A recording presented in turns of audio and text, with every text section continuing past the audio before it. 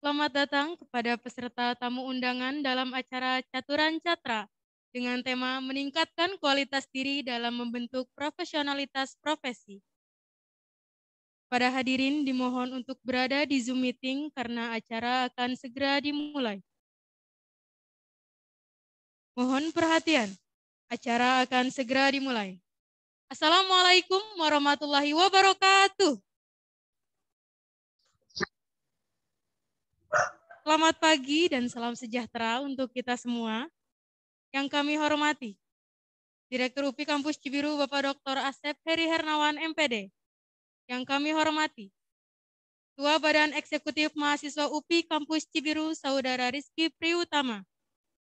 Yang kami hormati, pimpinan UKM dan Ormawa UPI Kampus Cibiru. Serta yang kami banggakan, seluruh panitia dan peserta kegiatan Caturan Catra. Hadirin dan para tamu undangan yang kami hormati, puji dan syukur kita panjatkan kepada Tuhan Yang Maha Kuasa atas rahmat dan hidayahnya kita dapat berkumpul di tempat ini dalam keadaan sehat walafiat. Amin. Salawat serta salam marilah kita curahkan kepada Nabi Muhammad SAW, kepada keluarganya, sahabatnya, dan sampailah kepada kita selaku umatnya. Hadirin yang berbahagia, pada hari ini, Sabtu 29 Mei tahun 2021, akan dilaksanakan kegiatan Caturan Catra dengan tema meningkatkan kualitas diri dalam membentuk profesionalitas profesi.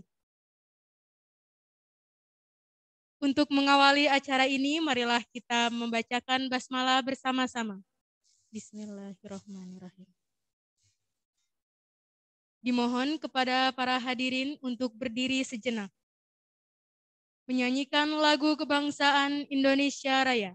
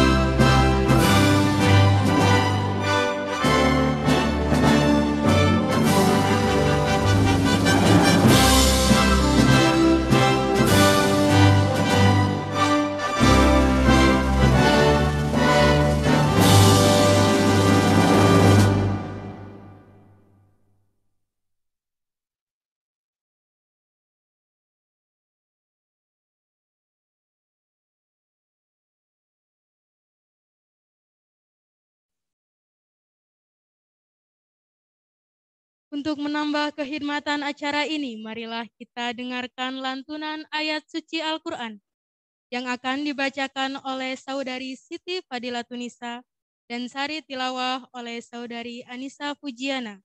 Padanya disilahkan.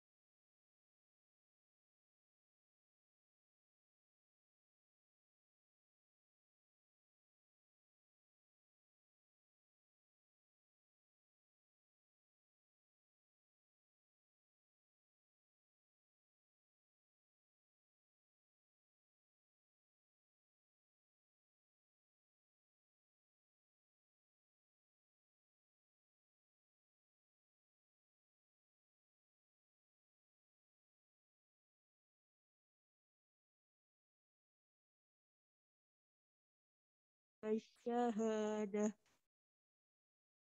ila alimil ghaibi wasyahadati fayunabbi'ukum bima kuntum ta'malun. Aku berlindung kepada Allah dari setan yang terkutuk.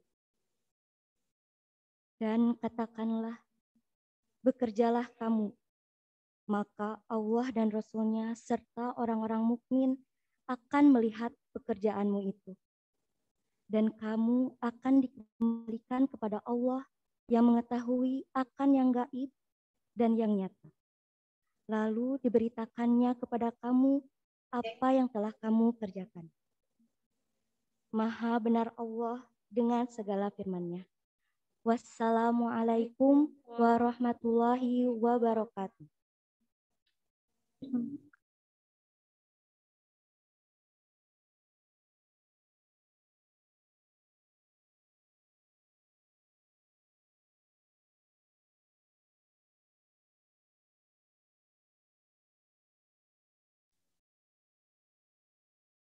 kasih kepada Saudari Siti Fadilatun-Nisa dan Anissa Fujiana yang telah melantunkan ayat suci Al-Quran dan sari tilawahnya. Acara selanjutnya yaitu laporan Ketua Pelaksana Caturan Catra, Saudari Gandis Ratna Cendani. Kepadanya disilahkan.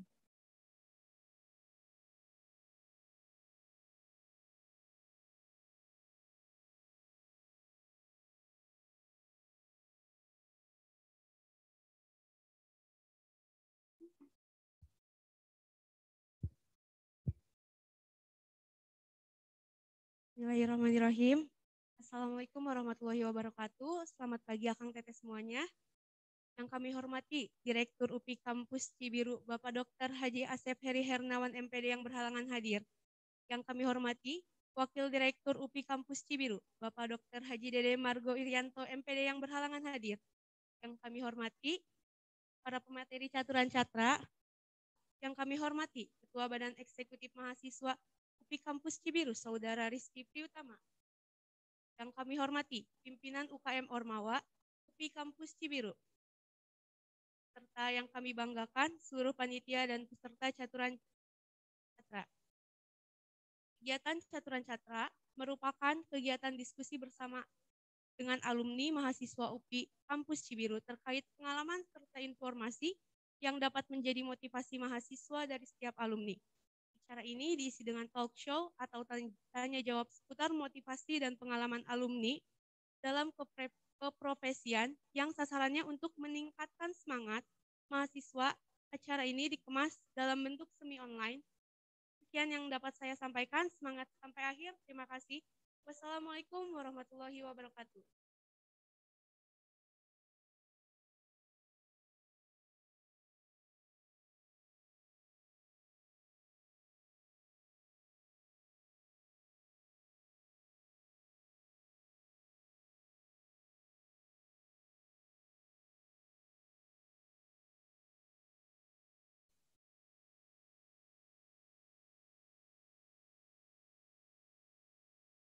Selanjutnya, sambutan sekaligus pembukaan kegiatan Caturan Catra dengan tema meningkatkan kualitas diri dalam membentuk profesionalitas profesi oleh Ketua Badan Eksekutif Mahasiswa UPI Kampus Cibiru, pada Saudari Rizky Priutama, disilahkan.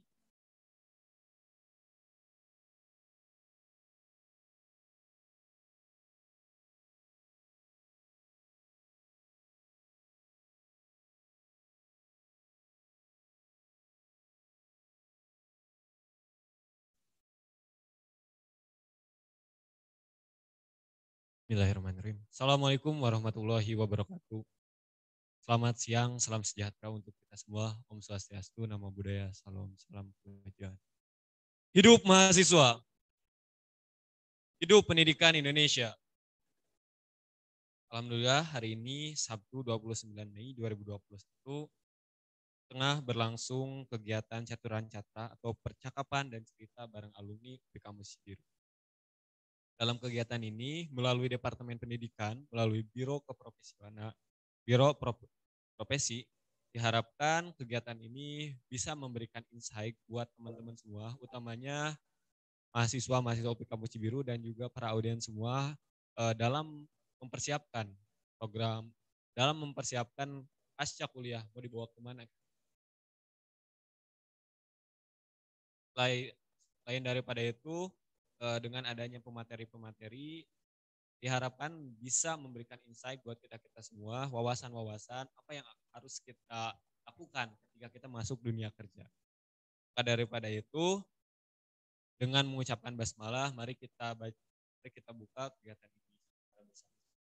Bismillahirrahmanirrahim. Sekian, wassalamualaikum warahmatullahi wabarakatuh.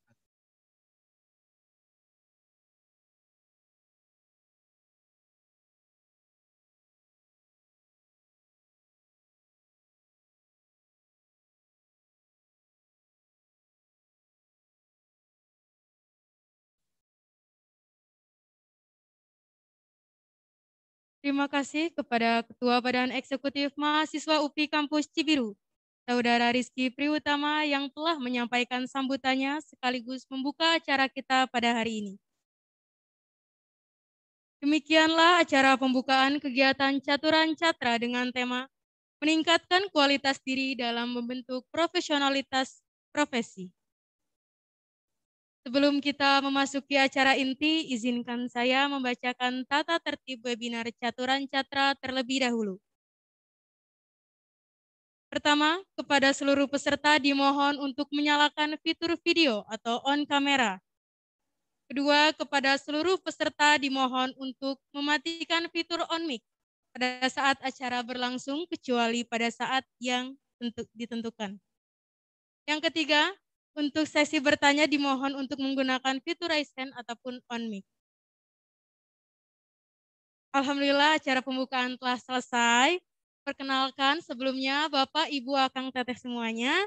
Nama saya Neneng Ambarwati dan hari ini kita akan bersama-sama menuju acara yang akan memberikan kita pengalaman yang berkesan dan tentunya juga ilmu yang sangat bermanfaat. Apalagi untuk Akang Teteh yang sedang berada di tahap akhir perkuliahan atau menjelang titik darah penghabisan lah ya istilahnya. Tapi kenapa kita harus banget dan beruntung banget ikut kegiatan Caturan Catra ini? Ada yang tahu? Karena dalam suatu profesi itu nggak cukup kalau cuman sekadar profesi aja. Perlu juga yang namanya profesionalitas. Dan untuk memiliki profesionalitas itu, kita harus mengikuti acara Caturan Catra ini. Nah, nggak usah jauh. Sekarang kita akan menguji keprofesionalitasan kita sebagai audiens dan tentunya untuk meningkatkan kualitas konsentrasi kita. Di sini saya punya hadiah nih, pasti kalian suka hadiahnya. Siapa sih yang nggak suka hadiah? Oke, langsung aja. Ini dia hadiahnya.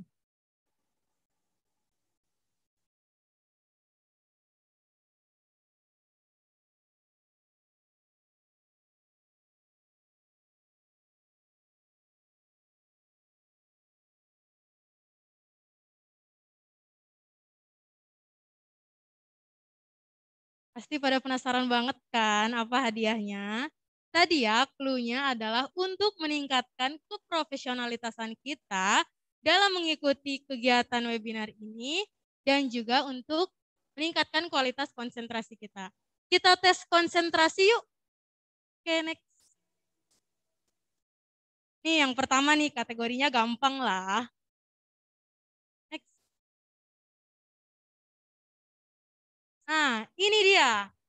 Untuk audiens semua dan kakak-kakak panitia, Kang Teteh panitia, tebak angka berapa yang ada pada gambar? Boleh dijawab via chat Zoom ya, ketik aja. Angka yang dilihat itu angka berapa? Oke, udah ada yang mengetik. Kita lihat jawabannya benar atau enggak. Next slide deh. Next. Jawabannya adalah 89. Ayo, siapa yang masih belum fokus nih? Kayaknya harus periksa ke dokter mata ya. Oke, untuk selanjutnya. Next. Nah, ini yang kedua nih, masih gampang lah ya. Oke, next. Ini ada sebuah gambar, berapa banyak tikus yang kamu lihat? Coba ada berapa? Perhatikan gambarnya baik-baik dan ketik di kolom chat Zoom. Ada berapa ya tikus yang kamu lihat? Oke, udah ada yang jawab. Bener gak ya kira-kira? Kita lihat jawabannya. Jawabannya ada dua, itu ada di kepala dan ada di bawah. Yang bawah cukup jelas, cuman yang atas butuh konsentrasi yang cukup ya. Next, selanjutnya. Nih yang ketiga nih, tergolong kategori lumayan. Next. Nah ini dia sama kayak yang pertama tadi, tebak angka berapa yang ada pada gambar.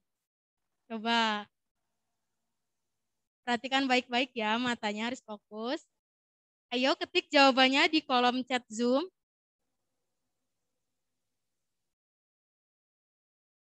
Jawabannya adalah 1 dan 8. Ayo yang salah kayaknya harus pakai kacamata nih nanti buat kuliah ya. Next. Dan yang keempat, ini kategori boleh juga. Nah, berapa banyak ular yang kamu lihat? Ayo, ini ada jerapah, ada yang lihat ke atas, ada yang lihat ke bawah, ada anaknya, ada ibunya atau siapa ini, coba cari ular. Yang nemu ada berapa ular, berarti konsentrasinya udah siap banget nih buat ikut kegiatan caturan catra ini. Oke, udah ada yang jawab deh di kolom chat Zoom. Kita lihat jawabannya, benar atau enggak? Jawabannya adalah cuman ada satu tuh yang dilingkarin merah. Aduh, nggak fokus lagi. Ini udah pertanyaan keempat. Sekarang kita ke tes konsentrasi yang terakhir. Ini dia. Susah bet, kategorinya benar-benar susah bet pokoknya. Oke, next. Nah, ini ayo yang terakhir apa jawabannya? Ada 4 tambah 1 sama dengan 20. Ada 0 tambah 3 sama dengan 0. Dan 6 tambah 2 sama dengan 48. Yang di bawahnya 2 tambah 7 sama dengan berapa nih? Ayo ketik jawabannya. Kira-kira kenapa jawabannya bisa itu ya? Mana udah banyak belum teh yang jawab di kolom chat Zoom? Oke, kita mau tahu jawabannya, penasaran? Langsung aja, ini dia jawabannya. 18. Kenapa 18? Tadi itu menjumlahkannya adalah dengan cara angka pertama ditambah angka kedua, lalu dikalikan dengan angka pertama. Berarti kalau misalkan konsentrasinya udah cukup, pasti bisa lah ya. Kita berkira-kira perkiraannya berapa jawabannya. Oke. Next, itu dia tes konsentrasi dari Teteh MC hari ini. Tanpa berlama-lama untuk mengefektifkan waktu,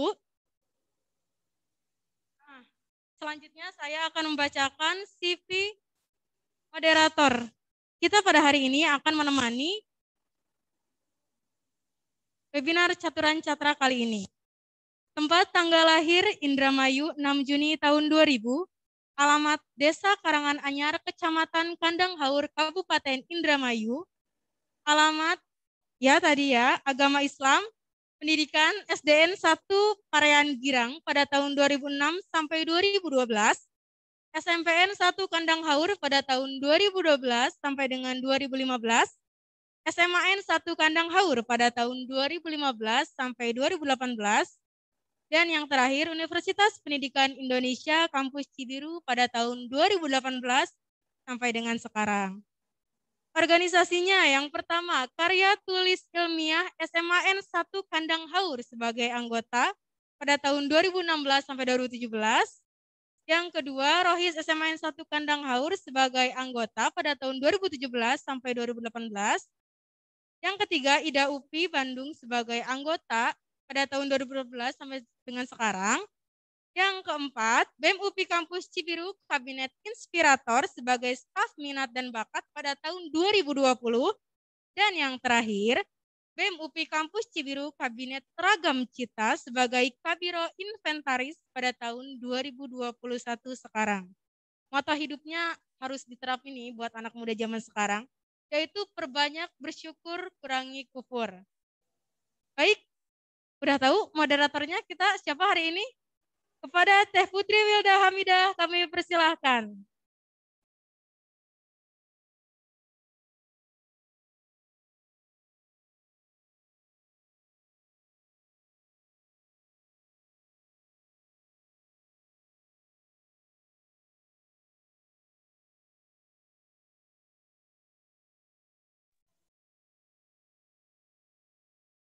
Assalamualaikum warahmatullahi wabarakatuh.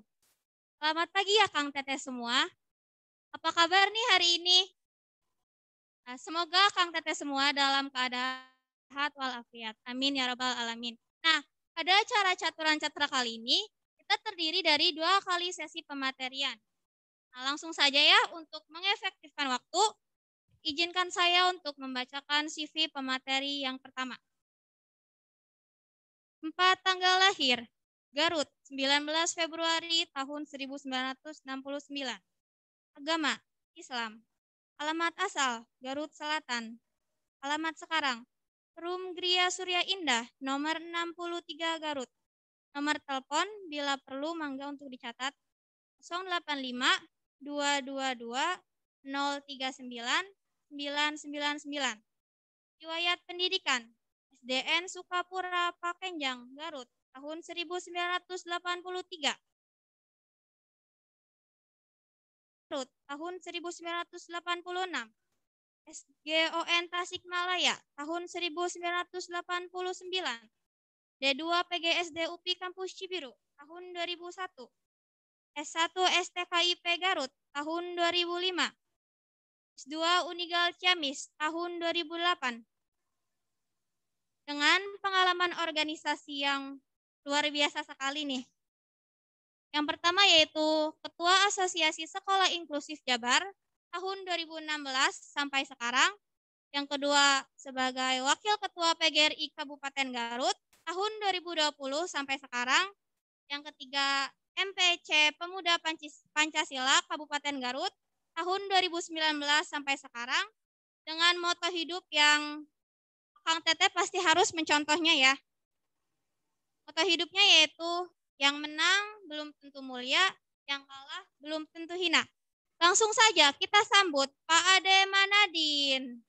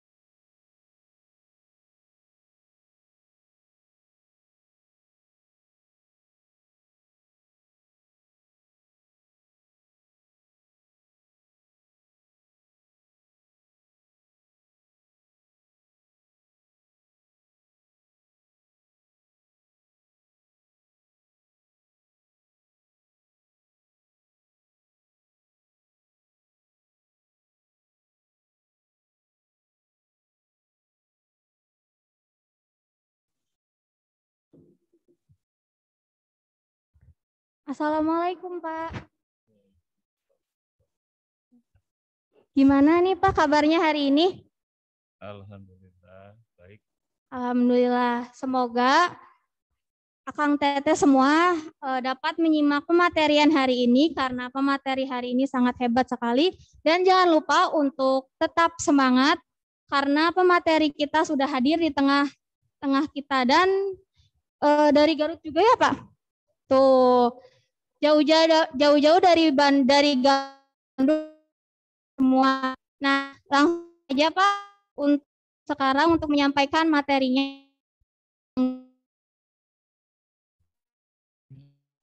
Bismillahirrahmanirrahim. Assalamualaikum warahmatullahi wabarakatuh. Seraya panjatkan puja dan puja ilahi Robbi bahwasanya pada hari ini kita bisa berkumpul dalam suasana yang sangat luar biasa, yaitu kreativitas dari Sivitas Akademi Kampus Cibiru yang sangat luar biasa. Mudah-mudahan acara ini tetap ada dalam lindungan Allah Subhanahu wa Ta'ala dan kita tetap diberikan kesehatan. Salawat serta salam marilah kita limpah curahkan kepada duka alam, yakni Kanjeng Nabi Muhammad Sallallahu Alaihi Wasallam, pada keluarganya, pada sahabatnya, dan mudah-mudahan nyampe pada kita sebagai penganut acaranya. Kawan-kawan mahasiswa yang saya hormati, terima kasih atas kesempatan pada saya sebagai alumni PGSD Kampus Cibiru. Waktu itu ada kegiatan MOPA kalau nggak salah saya pun diundang, dan sekarang ada kegiatan caturan sastra ya. Terima kasih untuk itu, alhamdulillah pada hari ini walaupun hari libur ya sebetulnya mau pulang ke selatan, tetapi ada undangan dari kawan-kawan, saya set waktu untuk sampai jam 10 sini dan jam 11 harus sampai di Garut. Saya sebetulnya masuk di PGSD UPI itu tahun 99. Kebetulan pas itu masa pancarobanya politik ya, sehingga 2 tahun kita kuliah di sini dan saya kebetulan ketua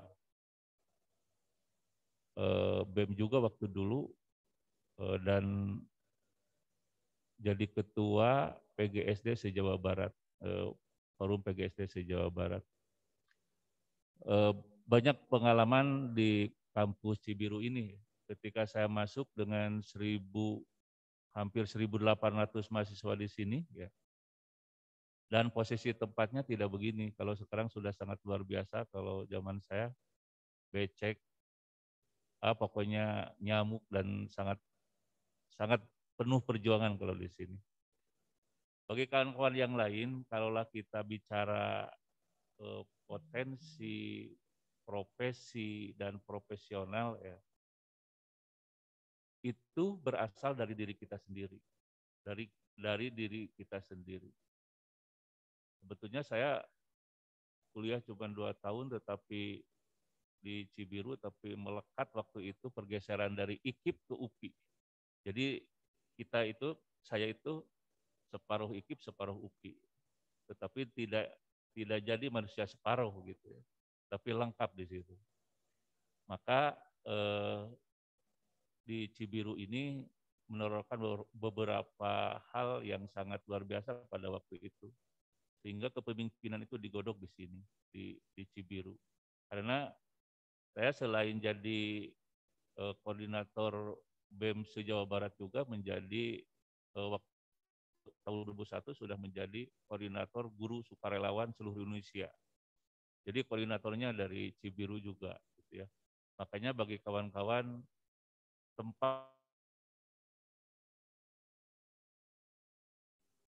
tapi itu tempat dan ruang, semewah apapun ruang, kalau jiwa dan hati kita mati untuk berjuang, ya sudah selesai hidup kita. Ya. Makanya ada sebuah cerita. Ada seorang guru fisika, dengan tegapnya dan percaya dirinya dia masuk ke sebuah ruangan di sekolah menengah pertama. Kebetulan guru itu jenis kelaminnya perempuan. Dia datang ke kelas dengan ucap salam kepada peserta didiknya. Ceritanya begini, marilah anak-anak sekarang kita belajar fisika dengan tema gaya. Nah, peserta didik di kelas itu tepuk tangan, identik dengan yang ada di kepala anak-anak bahwa gaya itu adalah style. Kata ibu guru, siapakah yang tahu gaya? Anak-anak menjawab bervariasi. Ada yang menjawab gaya adalah gesekan atau dorongan yang diakibatkan oleh sebuah benda. Kata ibu guru bagus, dan ibu guru pun memberikan statement kepada peserta didiknya. Gaya dapat dipengaruhi oleh berat, kata ibu guru. Benar itu? Ada sebuah anak yang sangat cerdas menjawab pertanyaan ibu guru itu. Ya Bu, apa alasannya? Dengan polosnya dan kecerdasan yang dimilikinya, anak itu menjawab, betul Bu, bahwa gaya itu dipengaruhi oleh berat. Sebab ketika badan kita sudah berat, tidak bisa bergaya lagi Bu. Nah, kata anak itu.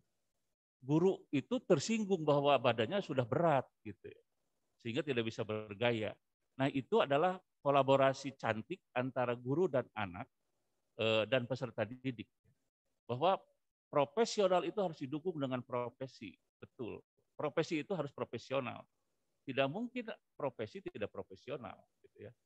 Makanya banyak hal yang kita dapat di guru ini ya. Apalagi kawan-kawan dicetak untuk menjadi guru di sekolah dasar. Banyak hal yang harus digali untuk anak-anak sekolah dasar itu. Dan kalau kita ingat pada Undang-Undang Nomor 5 2014 tentang guru dan dosen, bahwa guru itu yang memiliki 4 kompetensi. Kompetensi peserta didik, kompetensi pedagogik,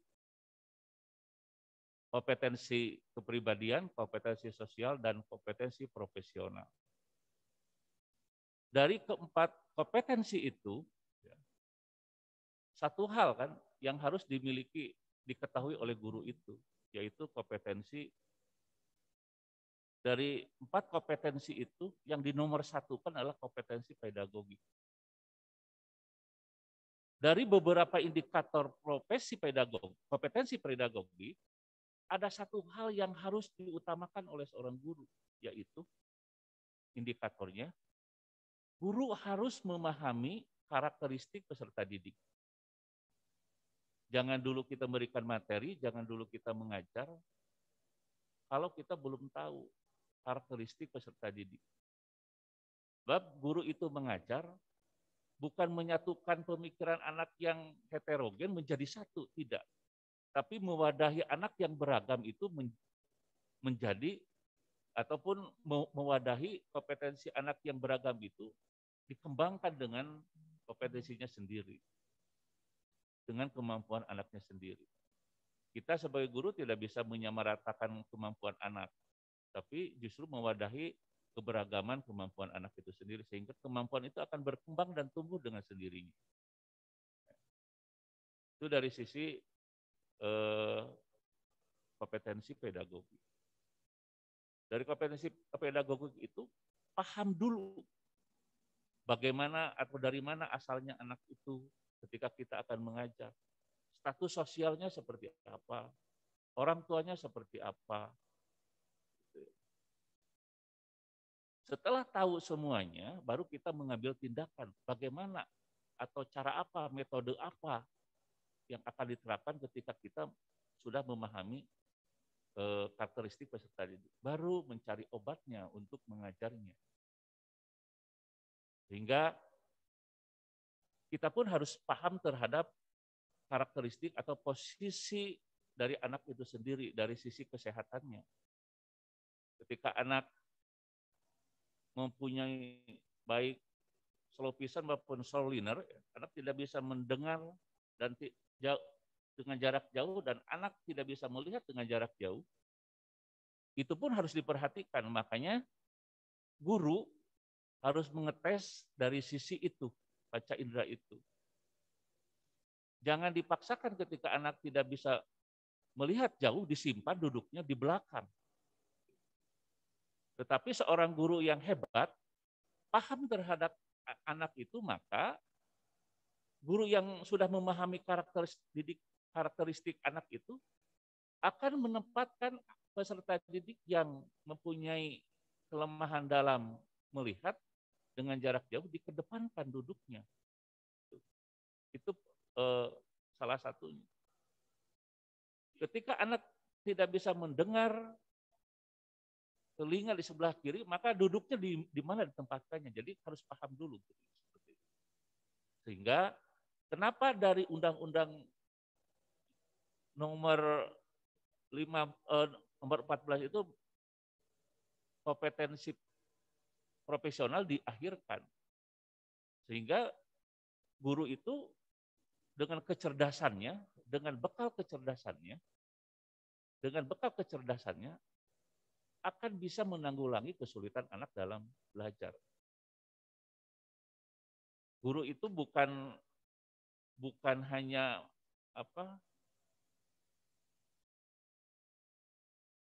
menuntaskan kewajibannya saja sebagai guru mengajar pada, tapi tidak begitu. Sehingga dari karakteristik peserta didik sudah dipahami semuanya sampai ke bawahnya. Ada 37 indikator kalau tidak salah. Baru masuk ke pribadiannya seperti apa, interaksi sosialnya seperti apa. Baru kompetensi yang harus dimiliki oleh guru itu adalah kompetensi profesional. Sehingga ketika profesi guru yang profesional, secara materi oleh pemerintah dihargai dengan TPG, tunjangan profesi guru. Diberi tambahan kesejahteraan oleh pemerintah, yaitu berupa tunjangan profesi guru. Makanya saya dengar dari UPI sekarang sudah mulai bahwa guru yang dikeluarkan dari UPI itu sudah memegang sertifikat TPG-nya. Jadi ketika masuk ke sekolah itu, bahwa guru itu sudah menyandang ataupun mempunyai sertifikat profesi. Sehingga nanti ketika masuk di guru, sudah bukan lagi diklat profesinya, karena sudah diisi.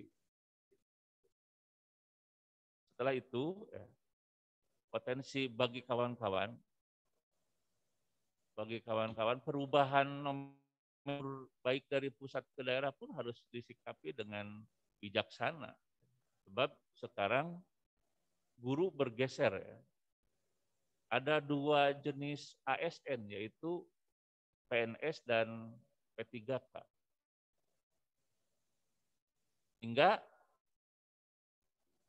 sekarang penghargaan bagi guru itu sekarang bergeser ke P3K.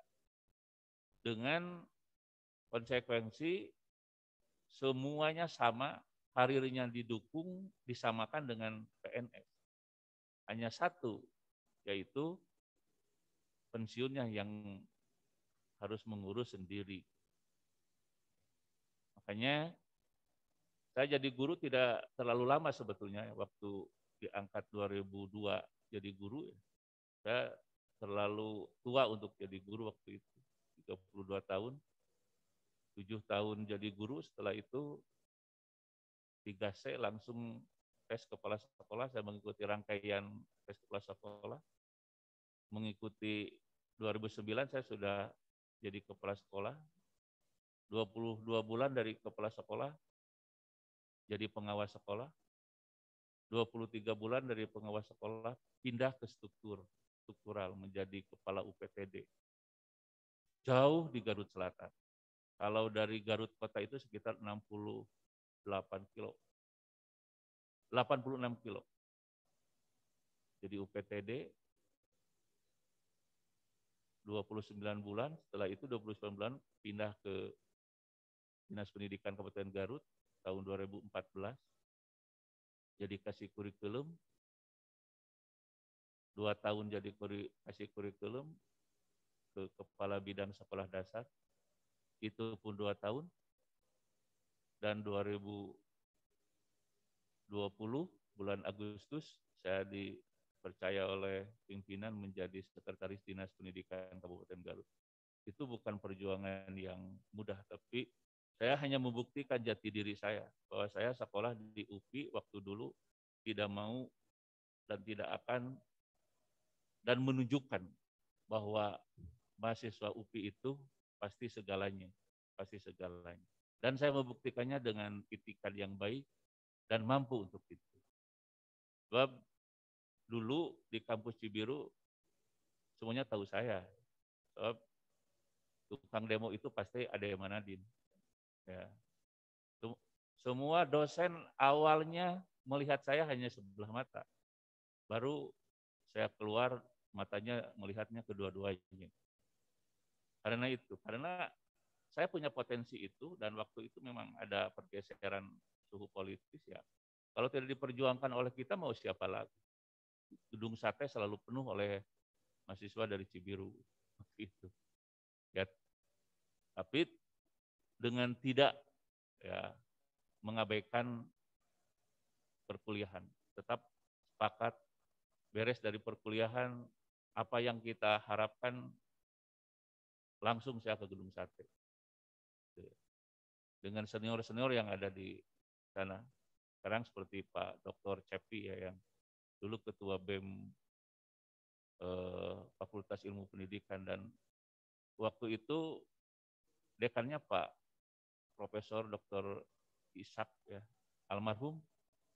Nah, waktu itu zaman saya, sehingga ingat oleh almarhum, kata-kata almarhum itu satu, nah si ade gitu bahasanya. Itu bahasa kesayangan dari orang tua kepada anaknya. Sehingga itu semua menimbulkan apa ya?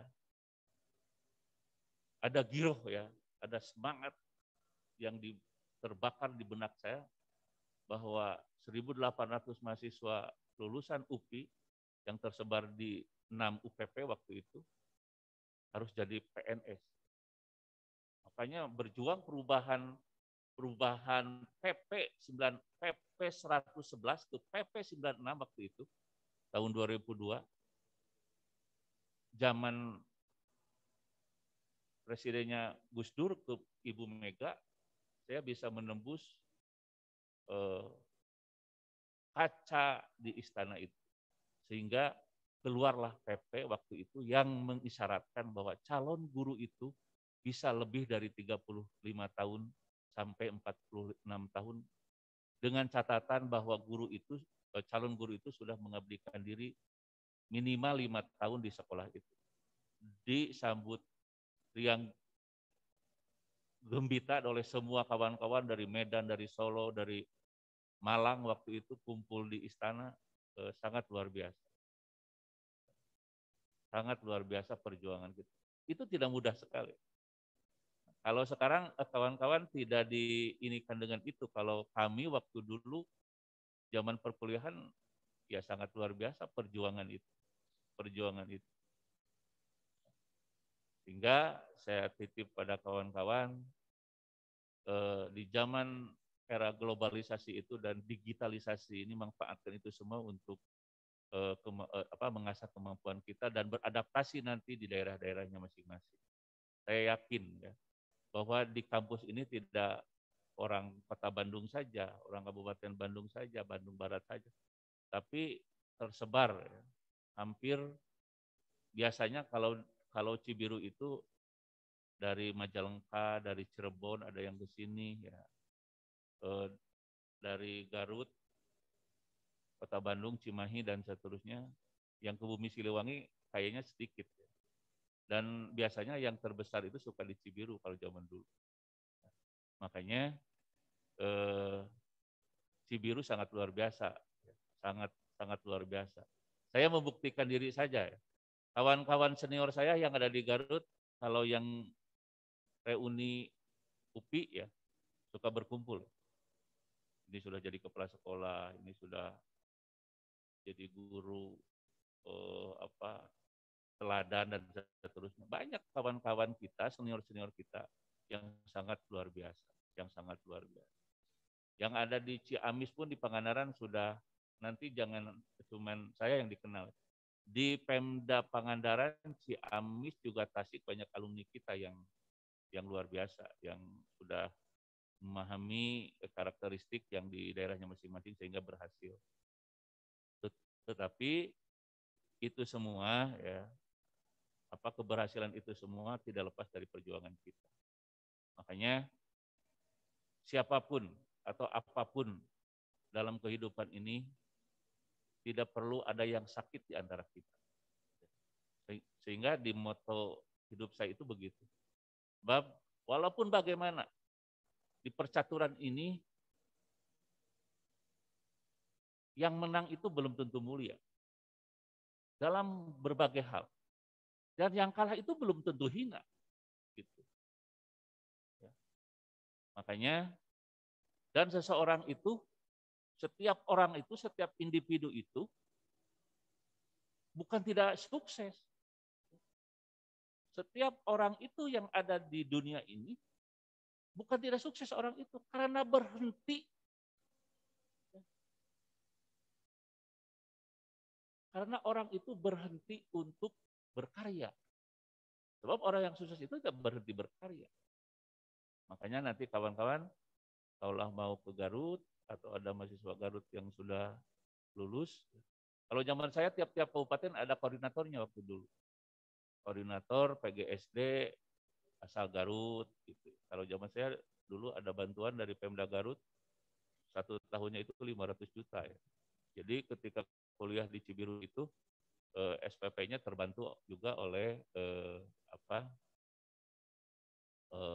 beasiswa dari Pemda Garut. Dan sekarang Pemda Garut kalau tidak salah juga mengalokasikan hampir 900 juta.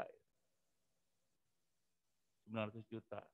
Nanti bisa berkoordinasi bagi kawan-kawan mahasiswa yang asal Garut, apakah itu diperbolehkan untuk semua universitas ataupun universitas tertentu saja yang direkom oleh Pemda Garut. Agar saya paham ya, kalau sedang kuliah itu bala-bala yang ada di depan itu saya di Bunia dulu, makan itu di Bunia. Dengan sayur nangka kalau nggak salah ya, nangka itu sangat ngeri kalau zaman tahun 99 itu sangat luar biasa di Cibiru. Nah, makanya pada kawan-kawan terus berjuang, jangan henti berjuang kalau kita ingin sukses. Sebab orang sukses itu terus berjuang dan tidak berhenti berkarya. Demikian barangkali paparan dari saya. Terima kasih pada semuanya dan mudah-mudahan untuk kawan-kawan BEM yang ada di Cibiru terus berkarya. Kalaulah ada hal-hal yang perlu saya secara pribadi bantu, saya sudah sering berkomunikasi dengan siapa? Ayu siapa Ayu? Dengan panitia yang lain, siap membantu baik secara tenaga, pikiran, dan materi untuk keberhasilan kawan-kawan di BEM. Sebab saya tahu bahwa BEM ini kalau tidak ditopang oleh apapun tidak bisa berjalan. Kalau zaman saya mah kan apa adanya gitu, tidak terlalu banyak hal yang ini kan, tinggal demo, saya mau bahas gitu. Kalau sekarang kan demonya seperti ini.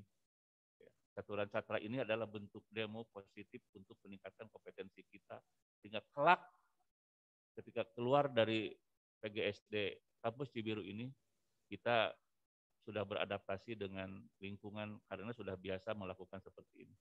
Kajian-kajian ringan seperti ini harus terus dikembangkan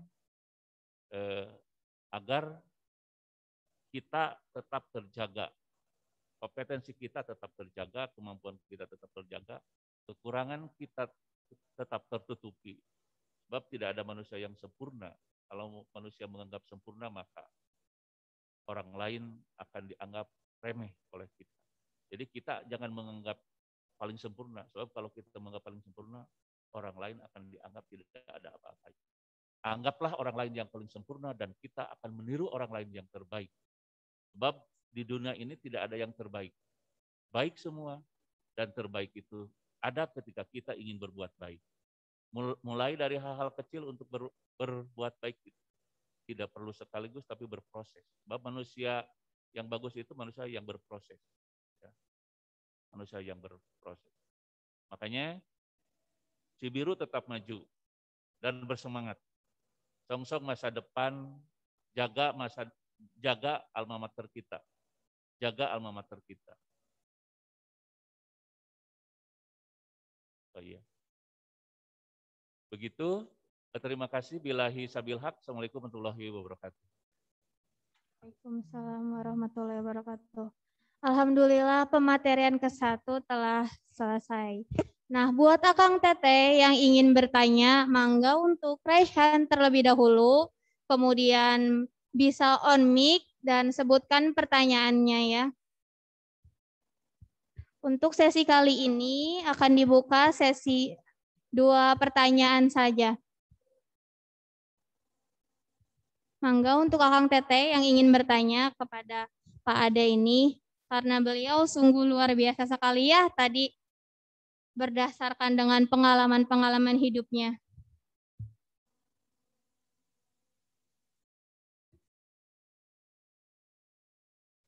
Nah, ini ada dari El Silmi Kafah.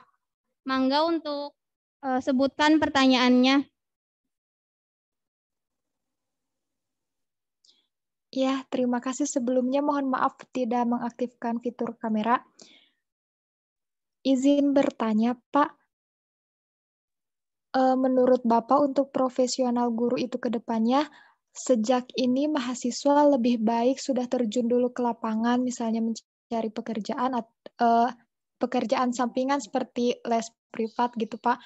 Atau fokus dulu gitu untuk di mahasiswa mengejar prestasi sama organisasi itu sebanyak-banyaknya, tapi nanti setelah keluar saat terjun di lapangannya bagaimana, Pak? Terima kasih, Pak. Bagaimana Pak pertanyaannya, ditampung dulu atau langsung dijawab saja? Jawab ya. Oke. Mangga sekarang bisa dijawab. Ya. Ya, satu saya terlewat. Terima kasih pada Akang pemateri kedua, masih alumni. Ya, bahwa hidup itu harus berorganisasi. Harus berorganisasi sebagaimana amanat agama kita. Bahwa kalau kita berangkat 3 orang, maka 1 harus menjadi pimpinan kita. Ya. Dan itu semua jangan dilakukan secara parsial, satu-satu, tapi kolaboratif, ya. Bersatu. Harus ketika ada kesempatan, laksanakan itu. Tidak fokus pada suatu titik kita, tapi laksanakan kalau itu ada kesempatan, waktu kita kuliah, jangan diabaikan. Sebab kesempatan jarang datang 2 kali. Ketika kita sekolah di Cibiru ataupun di kampus, tapi ada kesempatan di lain yang mendukung pada kompetensi kita, kenapa tidak? Ada seminar di luar, ada diklat di luar. Kalau memang itu menunjang pada kita, jangan diabaikan. Dan maka bekal organisasi ini yang akan sebab sekarang di kampus dengan di luar itu sangat jauh berbeda keadaannya. Kalau di kampus kita hanya memikirkan 1, kalau di luar, kalau di kampus itu 1 tambah 1 pasti 2. Tapi di luar 1 tambah 1 bisa 4, bisa 5, bisa 6. Bagaimana kita menjabarkan dengan kecerdasan kita itu di luar. Begitu, artinya jangan berhenti. Ketika ada kesempatan, terus kita maju dan laksanakan. Terima kasih. Selanjutnya ada pertanyaan dari Eli Ratna. Mangga untuk Eli Ratna untuk on mic. Ya, terima kasih untuk moderator. Mohon maaf juga saya tidak bisa mendengarkan sebelumnya. Suara saya terdengar.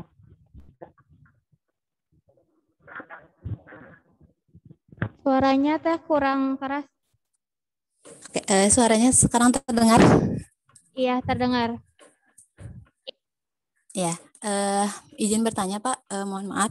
Sebelumnya tadi kan dijelaskan ya bahwa kemampuan guru itu salah satunya itu kan kemampuan pedagogik yang mana kita tuh harus tahu juga karakter anak dan tidak semua anak itu memiliki kemampuan yang sama.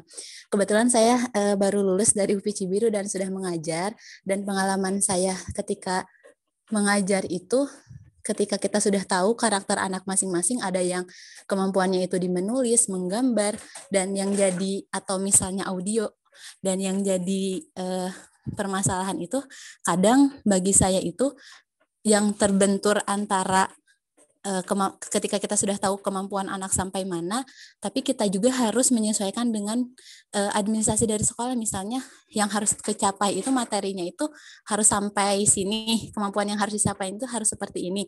Sedangkan kita tahu kemampuan anak itu beda-beda. Jadi saya izin bertanya Pak, apa gitu yang harus apa yang harus kita lakukan, dengan cara apa selain materi itu harus tercapai, tapi kita juga harus menyesuaikan dengan kemampuan anak-anaknya. Apakah misalnya bisa dengan dibantu dengan kegiatan ekstrakurikuler yang menunjang kemampuan mereka, atau seperti apa Pak? Terima kasih. Sangat luar biasa ini, sebab pengalaman antara teori dan pengalaman biasanya suka berbenturan kadang-kadang. Ya, kita memahami karakteristik peserta didik itu hukumnya wajib. Sehingga kita seorang guru tidak dolim pada peserta didik ketika kita belum tahu karakteristik itu. Hanya bagaimana caranya. Ingat ya, bahwa setiap anak itu punya kemampuan yang berbeda. Ketika anak itu mampunya menulis, maka seorang guru jangan membunuh kemampuan yang dimiliki oleh anak itu, memberhentikan untuk menulisnya, tapi didorong itu semua. Ya. Kemampuan menulisnya didorong. Atau ada anak yang di kelasnya suka mengganggu temannya sendiri dengan hiperaktifnya. Orang lain temannya menulis diganggu, diambil pulpennya. Di situ perlunya guru itu memahami kecerdasan, sebab kecerdasan itu bukan hanya knowledge saja. Ada kecerdasan gerak, ada linguistik, dan seterusnya. Maka pahami kecerdasan itu. Ya. Sehingga nanti anak keluar itu tidak didorong semuanya harus jadi guru, jadi insinyur. Tapi ya, ketika anak itu kemampuannya di kinestetik, di bergerak, maka guru itu, anak itu tonjolkan kompetensinya, kemampuannya. Sina lari terus, ya. Dibimbing oleh keprofesionalan guru. Ya. Jangan anak sukanya lari, digiring oleh guru sina membaca. Tidak akan tercapai sampai dimanapun. Yang kedua, saya sepakat bahwa ketika kenyataan itu berbenturan dengan administrasi di sekolah atau dengan kurikulum yang ada. Saya sepakat itu. Tapi kurikulum itu tidak statis, kurikulum itu tapi tetap dinamis. Bahwa guru itu adalah kurikulum berjalan. Silakan modifikasi oleh seorang guru. Yang penting tidak mengabaikan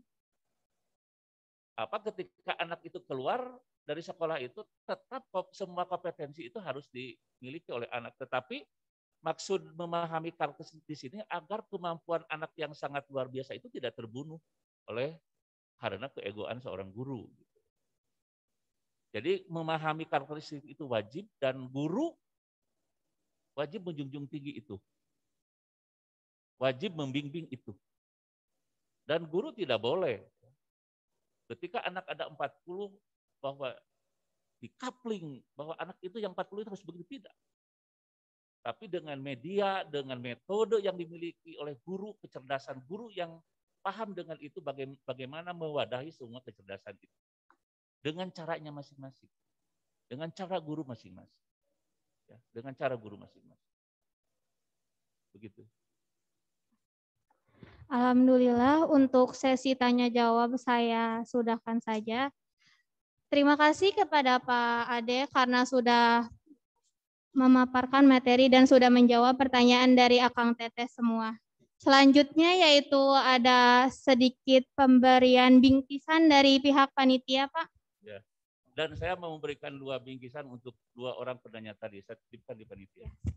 Semoga bermanfaat. Wow, terima kasih Pak. Ya. Mangga kepada Akang Teteh.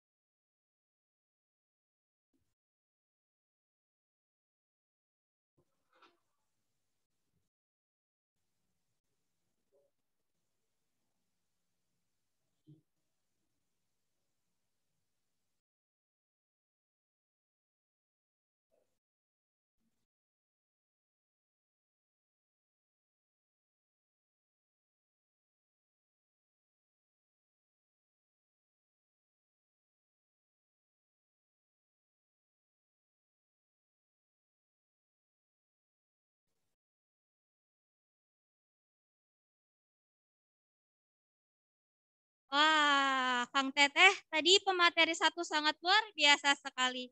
Gimana nih, masih semangat nggak? Harus lebih semangat dong ya, karena pemateri yang kedua ini lebih hebat lagi dan lebih mantap lagi.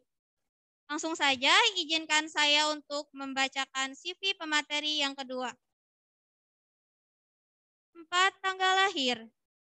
Bandung, 19 April 1971.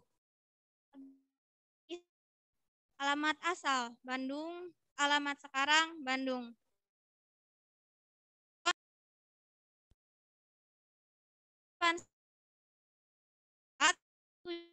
Satu, 5,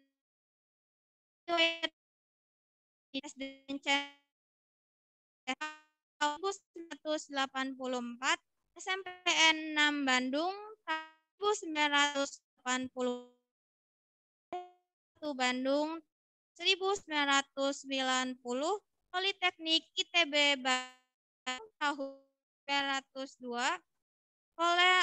Plan International Business School, Belanda, tahun 2001, dengan pengalaman organisasi yang sangat luar biasa sekali. Yang pertama, Ketua Ikatan Alumni Polban tahun 2017 sampai dengan sekarang. Ya, TKP Transisi tahun 2020 sampai dengan sekarang.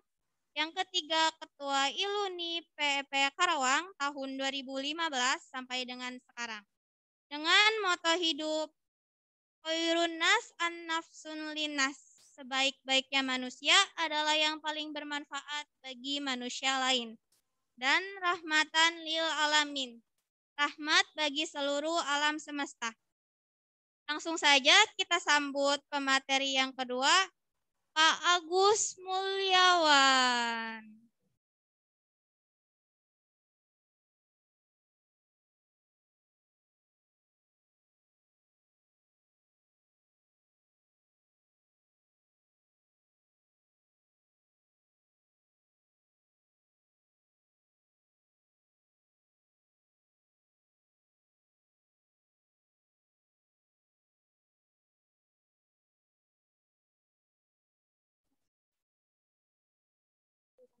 Ya.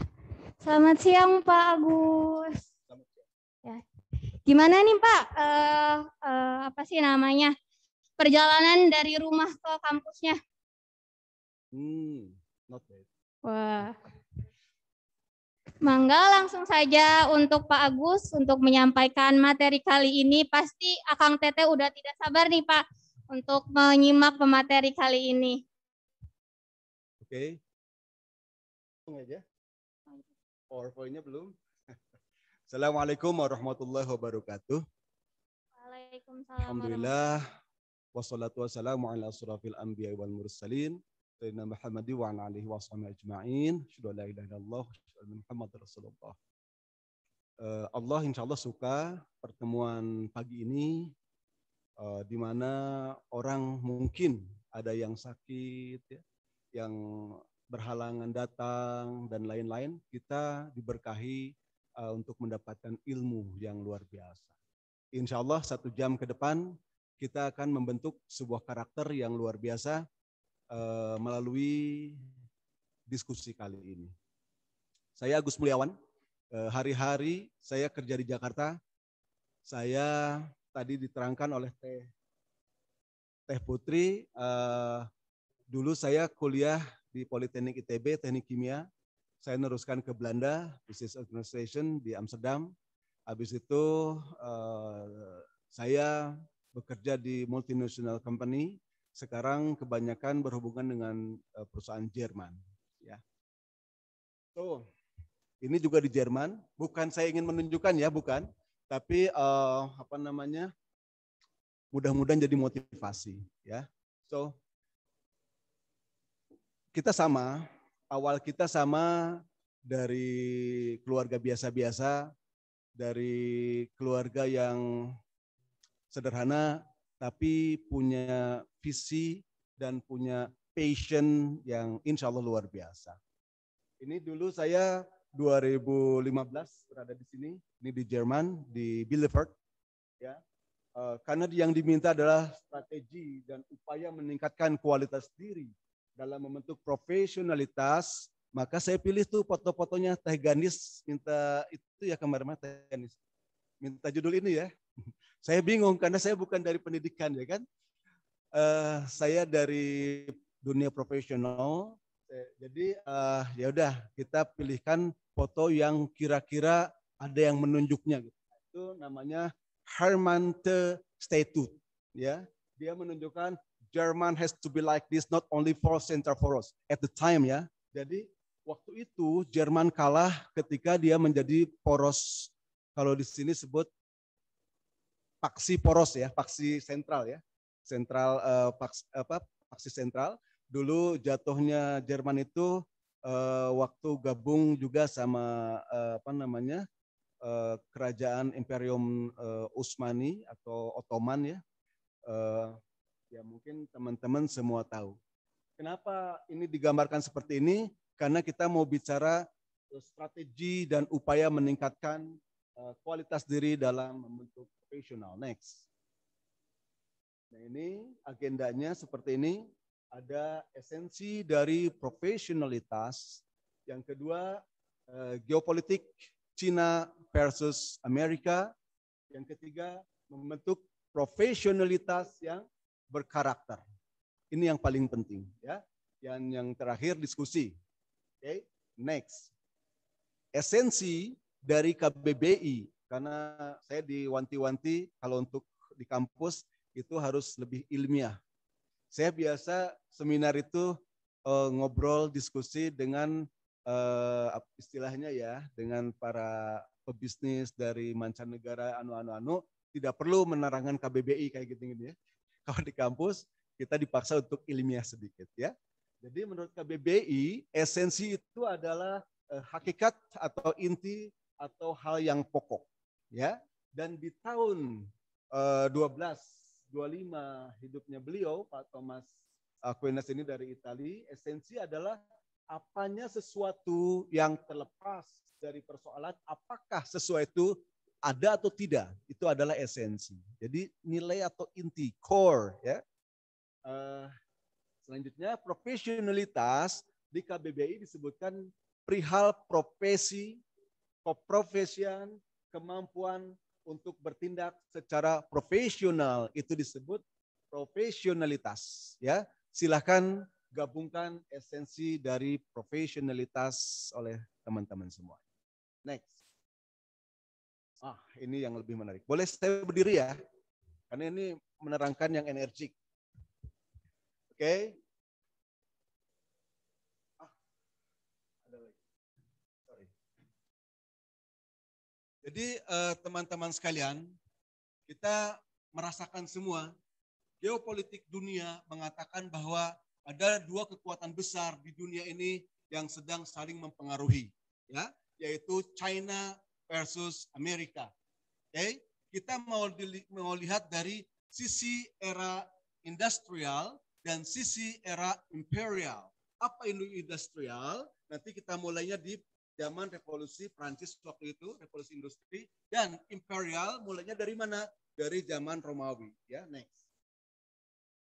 Di sisi era industrial, era industri ada 1.0, 2.0, 3.0, and now 1.0. Ya, it was started in France at the time 1760. Itu mulai dari revolusi industri di Eropa. Ya, itu mulai steam ditemukan atau kettle, ya kita sebut. Yang kedua selanjutnya ada electricity ketika ditemukannya Faraday, Hertz, and so on, ya. Itu di tahun 1820 mulainya. Diteruskan computing, yaitu di tahun 90-an. Ya, 19 sekian. Itu udah masuk dunia di Indonesia belum ada apa-apa karena Indonesia mulainya lambat, ya. Mungkin di daerah Eropa sana sudah mulai ada komputerisasi, ya, di tahun 19 sekian. Nah, dan sekarang ada yang namanya Industrial 4.0 yang sangat mengandalkan kecerdasan buatan atau intelligent artificial. Ya, apa kecerdasan buatan? Nanti bisa di googling aja. Itu semua sekarang pakai algoritma, ya, algoritma. Jadi kalau kita di Google misalnya nih sukanya tentang kecantikan, nanti Google itu kan tahu algoritma kita. Oh, ini kecantikan, nanti Google itu akan mempersembahkan tentang kecantikan gitu, ya. Nah, itu namanya intelligence artificial atau kecerdasan buatan, ya. Atau sekarang kalau di kantor saya itu untuk kita semua bicara bahasa Inggris rata-rata, ya. Terus kalau untuk menerjemahkan itu kan sekarang ada Google Translate, ya. Saya kerja di multinasional sejak 1995. Jadi dulu nggak ada Google Translate, kalau salah ya salah gitu. Sekarang saya dulu kemana-mana bawa kamus gede, sekarang enggak, di HP gini aja udah ada translator. Itu namanya intelligent artificial, ya. Ini 4.0, ya. Jadi 4.0 itu mulai dari 2011, mulainya di Jerman. Dan sekarang sudah memasuki kemana-mana, termasuk di Indonesia. Sekarang di industrial itu udah mulai otomatisasi melalui cloud, yaitu IoT, Internet of Things. Mungkin teman-teman sudah mendengar, ya. Next. Nah, tadi dari sisi era industrial. Sekarang kita menuju ke era imperial. Apa itu imperial? Era kerajaan atau kekaisaran, ya. Di mana China secara industrial dia memang masih 4.0, tapi, ya, di sisi imperial China tidak mau kalah oleh Amerika. China langsung bermaksud mengadakan imperial 5.0 di mana memanfaatkan wilayah lain di luar China untuk kepentingan obor, One Belt One Road. Ya, nanti saya terangkan what is the One Belt One Road. USA atau Amerika itu bermaksud mengadakan Imperial 4.0. Jadi secara kekaisaran dunia, China sudah 5.0, Amerika nowadays still 4.0. Ya. Jadi apa itu Amerika dari zaman Kennedy dulu? We have to make 60% in over the world ya kept by America. Jadi 60% kekayaan dunia itu akan dikuasai oleh Amerika. Itu masih 4.0 menurut China. Ya, karena dia serakah. Tapi China sudah 5.0. Ada One Belt One Road, ya. Oke, next. Nah, kita bicara ini. One Belt One Road, ya. Jadi zaman kekaisaran itu ini yang warnanya agak muda itu jalur sutra yang lama, ya, zaman dulu yang warna muda. Terus ada yang warnanya agak tua, coklat tua sama biru tua ini obor yang sekarang, ya. Di mana zaman dulu mungkin kita pernah dengar ada Cheng Ho, ya, panglima-panglima China masuk ke ini ke itu ke ini. Nah, dia melalui ini pakai apa? Kuda misalnya, pakai kapal dan lain-lain. Sekarang, nah ini yang coklat ini sampai ke Eropa, sampai ke Moskow, sampai ke Rusia ya, terus ke Rotterdam, sampai ke Belanda, terus ke bawahnya sini. Nah di sini ada yang namanya Sea Road atau One Road ya. One Belt-nya itu melalui darat, One Road-nya itu melalui laut, maritim. Bayang nggak ini berapa dana yang dikeluarkan? Next. Jadi obor itu kombinasi dari Silk Road Economic Belt, ya, jalur sutra, sama Maritime Silk Road yang tadi itu, yang di bawah ya. Terus berawal dari BRI, sekitar 70 negara sudah gabung. Amerika sekarang takut. Amerika takut. Apa yang akan terjadi suatu saat, sekarang sudah 70 negara termasuk Indonesia daftar menjadi anggota untuk mensukseskan obor. One Belt, One Road. Ya. Berapa dana yang dibudgetkan? Itu 120.000 triliun. Indonesia sekarang APBN-nya 1.060 triliun. Ya. Bu Sri Mulyani sudah menyiapkan 2.075 triliun. Sehingga in fact, ya, dana untuk One Belt One Road itu sekitar 50 kali APBN Indonesia, alias 50 tahun Indonesia merencanakan pembangunan, nih Cina. You know what I mean, right? Ya. Wow, Cina itu bukan hanya di industrial, dia dari bawah, dari semua. Sampai ke kalau perempuan mungkin tahu bulu mata itu ya, itu dibikin oleh Cina sekarang. You know, right? Sampai ke nah, di sana tadi, kembali ke yang tadi. Ketika Cina merencanakan 50 kali APBN Indonesia dananya untuk One Belt One Road ini, Indonesia ngapain? Kita sebagai ada yang calon guru, ada yang calon pengusaha, ada yang calon karyawan, calon pejabat dan lain-lain di UPIS ini ya. Kan tidak semuanya jadi guru ya. Iki mungkin nanti insya Allah jadi Bupati Cianjur. Amin. Jangan lupa ya. Undang-undang kita ya. Oke. Kita mau ngapain gitu. You know, sekarang maaf nih. Kang Pak Ade tadi ya.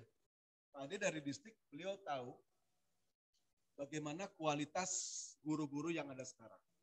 Apakah profesional? Yes. Apakah berkarakter? Bukan saya yang jawab ya. Guru juga. Saya nggak mau karena saya bukan guru. Profesional? Yes. Kenapa? Profesional itu dia profesi sebagai guru, bukan sebagai pendidik. Dan tanda kutip ya. Bagaimana dia profesi? Apa namanya? Fingerprint itu kalau di absen ya. Absen, masuk jam sekian, keluar jam sekian. Itu kan maaf. Itu profesional, tapi sudah seperti buruh pabrik. Kang Iki. Ya. At the time, guru itu bukan begitu. Guru itu not only to teach the people, but also give a lot of learning for the character, ya. Banyak sekali pendidikan karakter yang diberikan oleh guru. Makanya guru itu digugu dan ditiru dulu. Dulu ya, dulu. Sekarang ada yang begitu? Ada nggak? Saya nggak mau jawab. Ada nggak yang begitu? Alhamdulillah. Berapa persen kira-kira?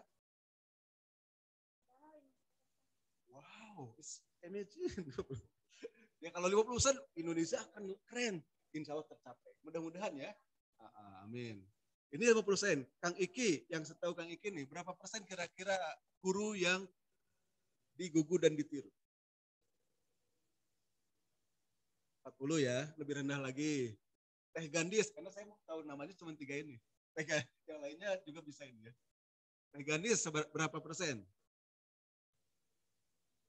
Oh 50 Mas. Oke, kita ini kan 45 ya berarti ya. 45% guru itu bisa masih disebutkan kategori digugu dan ditiru. Alhamdulillah ya. Nah, kalau di Gugu dan Ituru masih bisa diterapkan di Gulu sekarang ini, kita lanjut ke next. Ke slide. Membentuk profesional yang berkarakter. Not only professional. Ya, profesional aja koruptor itu lebih profesional. Dia rapih ngumpetin pajaknya, dia rapih ngumpetin data-data yang biar tidak diketahui orang, ya, dia rapih sekali, dia profesional. Berkarakter nggak koruptor? Ya, berkarakter. Nah, negatif karakter, ya. Jadi berkarakter negatif. Dia karakter sebagai koruptor, tapi ya tidak positif, ya, negatif karakter. Nah, yang kita mau kejar apa? Ini membentuk profesional yang berkarakter sesuai dengan pidato kenegaraan Bapak Jokowi di periode kedua ini apa? Indonesia akan segera menyambut masa bonus demografi. Nah, ini yang menarik, ya. Masa bonus demografi, yakni karena beliau berkuasanya sampai 2024, disebutkan 2020 sampai 2024. Sebetulnya itu sampai 2050 nanti ada, ya. Nah, terus pengembangan sumber daya manusia menjadi fokus utama untuk periode kedua masa pemerintahannya. Itu pidato kenegaraan beliau di 16 Agustus 2019, ya. SDM Indonesia unggul nanti bisa di googling, karena kalau saya bacain normatif. Normatif, ya. Kita bicara yang tidak normatif. Lanjut. Nah, ini kita paham semua. 2010, ini untuk perempuan, ini laki-laki, ya. Jadi penduduk Indonesia itu kalau digambarkan seperti ini dalam bentuk piramidanya, ya. Jadi ini angkatan yang produktif, oke? Nanti naik lagi angkatan produktifnya karena sehat-sehat. Nah, begini bentuknya, ya. Berapa persen? Di sini berapa persen? Di sini semakin naik tuh. Yang produktif berapa persen? Bonus demografi yang dikatakan Pak Jokowi tadi, Indonesia akan menjadi negara kelima superpower di dalam bidang ekonomi di tahun 2040. We hope, ya. Dengan apa? Dengan tadi profesional yang berkarakter. Kalau menjadi guru, jadilah guru yang profesional berkarakter. Apa itu? Contohnya, dia selalu ke esensi. Saya jadi guru, ini mau saya digaji, bisa ngeredit mobil, bisa ngeredit rumah. That's it for me. Itu berkarakter tidak? Nay, on the contrary. Tidak berkarakter sama sekali. Yang berkarakter bagaimana? Jadi guru, ya Allah, saya hibahkan, saya saya wakafkan diri saya untuk membentuk Indonesia emas di 2045 nanti. Ya Allah, ridhoi langkah kami ini, masalah uang mereka menuturkan. Insya Allah, saya sebagai guru akan menjadi guru yang berkarakter untuk mengubah Indonesia yang jauh dari korupsi, nepotisme, dan lain-lain. Sekarang masuk ke guru, maaf ya kalau bisa dijawab jujur. Masih banyak nepotisme enggak? Masih harus bayar enggak untuk jadi kepala sekolah? So, how come ya Indonesia will be the fifth peak in 2045? Cannot be. It's like that. Enggak bisa 2045 Indonesia jadi 5 kekuatan besar di dunia kalau seperti itu. Karena apa? Mau jadi kepala sekolah sekian, mau jadi anu sekian. No, not for us, ya, not for you, right? I'm not a teacher, but I said not for you. You are the teacher and will be the teacher, right? Ada yang udah jadi guru, ada yang mau jadi guru nih, ya. Oke, next. Nah, di 2045 ini luar biasa kalau nang ini. Saya selalu semangat. Ibu Sri Mulyani waktu itu mengatakan, ya, di 2045 itu 400 tahun Indonesia merdeka, ya. Ekonomi kita menjadi kekuatan nomor 5 di dunia. Bangga. Luar biasa, subhanallah, ya. Setelah itu gimana? Penduduk Indonesia insya Allah nanti di 2045 itu ada 319 juta. Wow, takut. Eropa takut. Eropa itu sekarang gimana? Banyak sekali. Saya punya teman di Eropa banyak, karena di kantor banyak orang Jerman. Mereka tuh jarang yang mau nikah. Jarang yang mau punya anak. Why? Expensive. For what? Saya gini-gini aja udah enak. Nanti pensiun saya senang-senang. Pensiun saya pergi ke luar negeri. Gak perlu punya anak. Jadi anak di Hong Kong, kemarin waktu saya di Hong Kong, ngobrol sama orang Hong Kong. Wah, no. One is enough. Kan saya tanya, kenapa nggak nama lagi? Kan satu sepi nanti di hari tuanya. No, one is enough. My parent was 7. Ya, orang tua saya setuju, saya bilang gitu. And coming old-nya bahagia banget. Only one, nggak apa-apa. Anak saya juga nanti nggak ngurus saya. Budayanya begitu ya. Anak saya juga ngurus. Nanti kan saya ngurus sendiri juga. Oh, takut dong. Indonesia 319 juta jiwa. Dengan banyak pemuda yang keren nanti. Ya. Next-nya 47% 2045 usia produktif. Berarti apa? Kalau usia produktif, orangnya kerja. Banyak keinginan. Mau mobil, mau motor, banyak keinginan. Karena apa? 47% orang kita banyak keinginan. Kalau udah kakek-kakek kan udah banyak keinginan ya. Tapi ini 47%. 47% dari 319 juta jiwa, ya it's almost 150 million, ya dia banyak keinginan. Sehingga apa? Nanti 73% itu tinggalnya di perkotaan. Cicalengka jadi kota.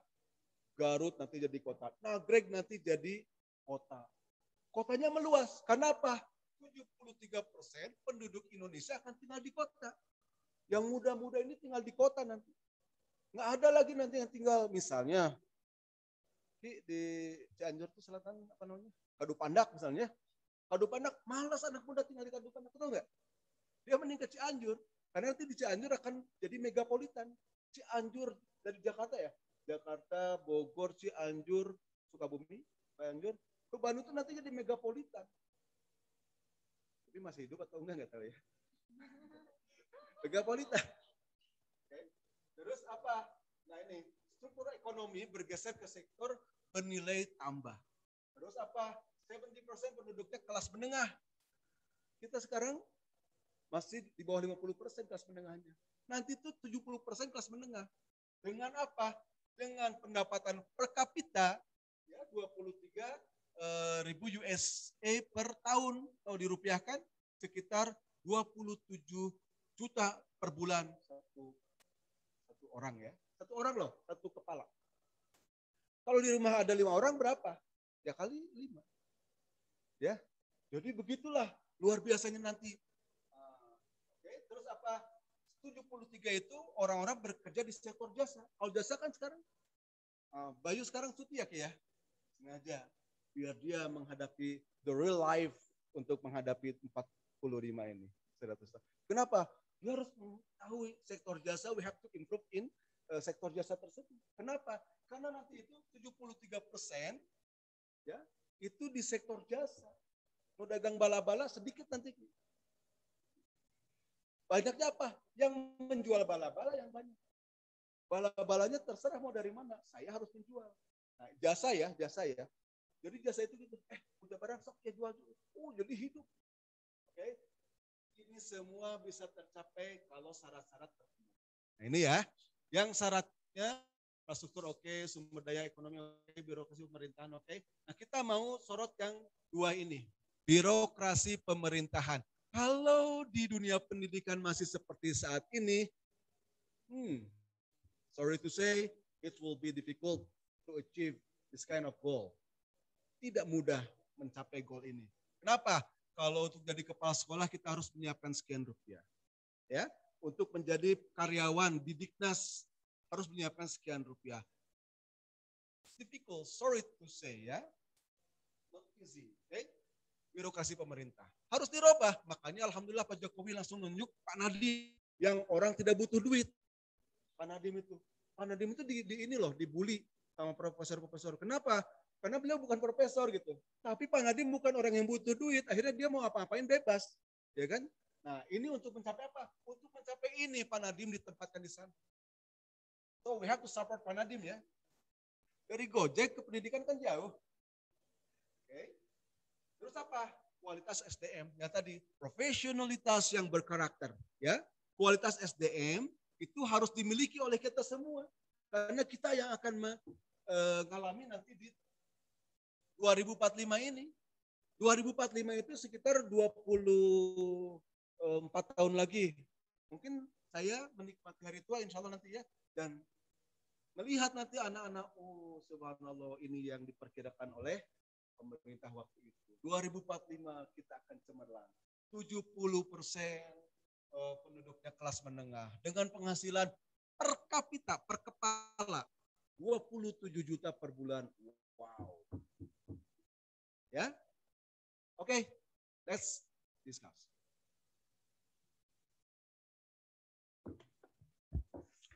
Alhamdulillah pematerinya sangat hebat sekali ya Kang Teteh. Selanjutnya dibuka sesi tanya jawab. Bagi ya Kang Teteh yang ingin bertanya, mangga aktifkan fitur raise hand, kemudian bisa dinyalakan mic-nya.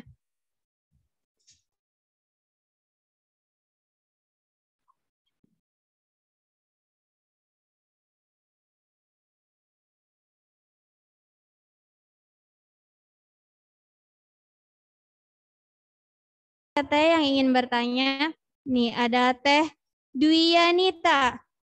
Boleh Teh Dwi Yanita untuk aktifkan suaranya? Baik, terima kasih Teh atas kesempatannya. Sebelumnya punten, apakah suara saya terdengar? Teh. Siap. Izin bertanya Pak. Sebelumnya izin memperkenalkan diri, nama saya Dwi Yanita, izin bertanya. Sekarang kan Indonesia sedang mempersiapkan diri untuk memasuki era Society 5.0, di mana nantinya kehidupan manusia akan semakin bersinggungan dengan yang namanya teknologi. Lalu bagaimana sih Pak cara kita gitu agar nantinya saat terjun ke lapangan baik sebagai guru ataupun profesi lainnya itu tetap memiliki profesionalitas dan karakter tanpa kehilangan eksistensi di tengah pesatnya perkembangan teknologi. Terima kasih. Dua hal. Kita harus paham PNV. Apa itu PNV? P ya, P. P bahasa Inggris itu. V Victoria. Apa itu PNV? Pahami dua hal. Kita menggapai nanti di sekarang masih Industrial 4.0 dan Imperial 5.0-nya China. Jadi kita harus sama-sama ke sana, not only to prepare IoT, ya, Internet of Things, but we have to also prepare ourselves. Okay, apa itu passion and vision? Apa itu passion? Semangat. Apa itu visi? Ya visi, impian, ya, impian untuk di 2045 nanti seperti orang-orang yang 70% tadi, berpendapatan per kapitanya 27 juta per orang, misalnya ya. Terus apalagi masuk ke kategori 70% lagi yang menengah, masuk ke kategori yang paham teknologi dan lain-lain. Terus apalagi itu visinya ya. Passionnya gimana? Tadi passion atau visi? Oke, kita ulangi. Passionnya, semangatnya, kita harus bersemangat sama mengejar ke sana. Kalau dari bidang kependidikan, oh kita harus semangat dong. Ayo, murid itu bukan hanya ajang kelinci percobaan untuk memperbaiki ekonomi kita. No, murid itu harus kita bentuk karakternya untuk Indonesia emas di 2045. Kita sebagai seorang, kalau guru ya, kita sebagai seorang guru robah, mirip begini. Penjaga pintu kereta, kalau dia tidak tahu esensi, ya esensi itu inti tadi, dia akan hanya menunggu gaji bulanan. Gaji B, gaji B, gitu kan? Tapi kalau dia esensi dari jaga pintu kereta itu begini, ya Allah terima kasih, alhamdulillah. Berapa orang yang syariatnya saya selamatkan hari ini dengan pintu tutup buka kereta ini, ya mereka jadi tidak tertabrak kereta. Terima kasih ya Allah, ini pekerjaan mulia. Ya Allah, berkah sekali orang itu. Jadi guru, ya Allah, aku ingin sekali amal jariah yang dilakukan di dunia ini ternikmati nanti di akhirat. Ya Allah, aku akan menanamkan A, B, C, D, alif, ba, dan lain-lain ke anak. Ya Allah, itu yang akan persembahkan kepadamu di akhirat nanti. Itu esensi guru. Bukan hanya nunggu gaji. Ya, bukan hanya nunggu gaji. Esensi guru itu apa? How to teach and how to break the citizen of Indonesia better and better from time to time. Not only to wait the salary coming every month. No, bukan hanya nunggu gaji. Ya, waduh ini gimana ngeredit rumah, teka bayar dia, terus berkecimpung di sana. Bukan, ya Allah aku jadi guru. Insya Allah ini murid akan menjadi murid luar biasa di 2045. Dia jadi bupati yang bersih. Dia jadi pengusaha yang bersih. Insya Allah aku akan mempertanggungjawabkan di hadapanmu ya Allah. Ya, passion and vision. Semangatnya dan visinya harus sesuai dengan 2045. Itu Teh. Baik, terima kasih Pak. Selanjutnya untuk Akang Teteh yang ingin bertanya, mangga untuk aktifkan fitur raise hand-nya.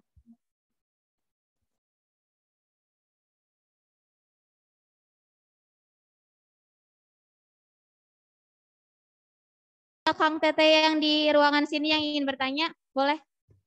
Ya, biar rame. Ayo dong. You are the next leader. Please, you can ask a lot of things in this session. Go ahead. Even there is correlate with this topic or not also no problem. Ya, apakah yang nyambung dengan topik ini atau di luar topik pun nggak apa-apa. Biar hidup, please. Oh, please. Ya.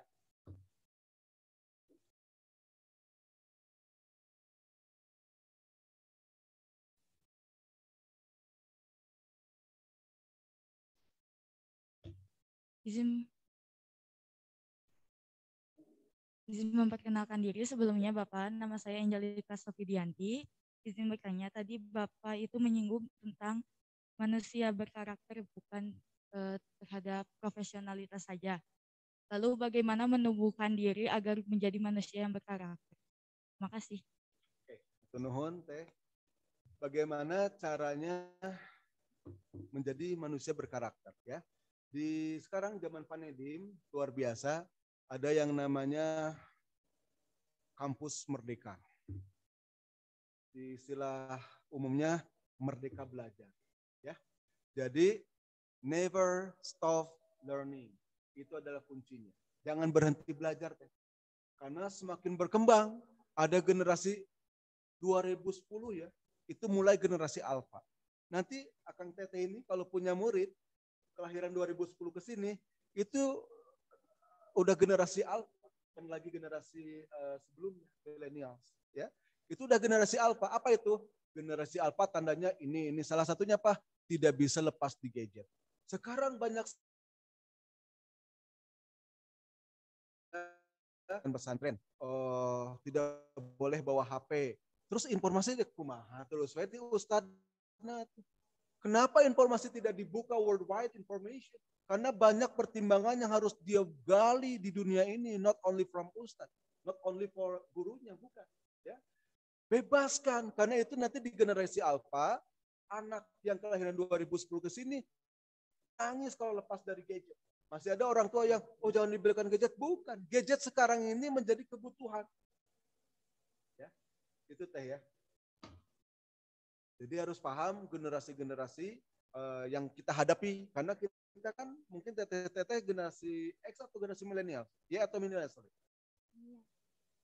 Kelahiran berapa nih rata-rata? 90 sekian ya? Z ya, generasi Z ya, setelah milenials ya. Oke. Milenials itu terakhirnya 1996 ya. 1996 ke sini itu mulai generasi Z. Nah, teteh-teteh dan akang-akang di sini generasi Z rata-rata ya. Nanti akan disebut old oleh generasi alpha itu. Sekarang merasa muda. Nanti old banget bapak gue. Makanya jangan sampai dikasih old. Kenapa? Ya kita harus belajar IoT, Internet of Things. Ya, mindsetnya berubah. Old man akan ketinggalan. Ya, oke, next. Mangga kepada yang lain ada yang ingin bertanya? Boleh, Kang Rizky.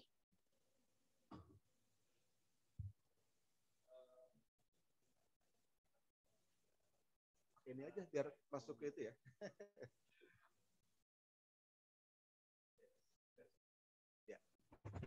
Tes. Ingin bertanya seputar perekonomian di negara Indonesia sendiri. Pola dan mekanisme seperti apa sih yang menguasai perekonomian di negara kita, sama golongan mana aja, dan akan dibawa kemana sih sebenarnya yang menguasai perekonomian? Oke. Ya, ini saya semangat bertambah kalau ada pertanyaan tentang seperti ini ya. Inilah yang tadi saya bicarakan, bedanya old man sama new man. Jadi pemikiran tua sama pemikiran muda. Kalau pemikiran tua selalu berpikiran apa? Hutang, betul nggak? Hutang untuk produktif dong, Nanti new man berbeda, ya. Kalau kita berpikiran new man, contohnya old man. Old man itu dulu China waktu Deng Xiaoping berkuasa di 1989, dia mengatakan China yes komunis, tapi saya mau mulai kapitalis. Boleh nggak? Berhasil. Bagaimana cara mulai kapitalisnya? Dulu 89 Deng Xiaoping memulai, oke, karena underlying untuk mencetak uang itu harus emas, saya tidak punya emas banyak. Berarti apa? Kita bikin dua mata uang, yaitu renminbi sama yuan.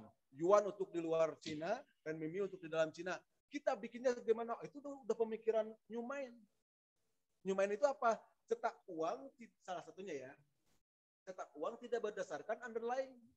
Underlying itu kan itu disepakati waktu Bretton Woods di Amerika 1945 itu ya, bahwa cetak uang itu harus pakai underlying, yaitu mineral yang ada di tanahnya itu. Misalnya Indonesia underlyingnya emas, nikel gitu ya. Nah di Amerika apa? Nah Amerika sendiri waktu tahun 71 itu udah menyatakan no, because we have to make a lot of project in America, so we have to print a lot of money, ya. Kita mau bikin banyak sekali project di Amerika, kita harus print banyak uang. Makanya 1971 Amerika memutuskan, yes, kita mulai cetak uang tanpa underlying. Loh, kok Amerika aja yang bisa? Cina bilang gitu di 89. Cina bilang, I will do it also. Kayak gitu. Jadi bedanya old mind sama new mind itu begitu, Kang Iki. Ya, kita harus berpikiran new mind. Apa itu new mind? Maaf ini. Kalau Indonesia terus berhutang, sampai kapan kita bayar bunga terus ya? Jadi new mind nanti nggak begitu pemikirannya, nggak begitu new mind itu. Ada pemikirannya nanti, gitu ya. Jelas nggak?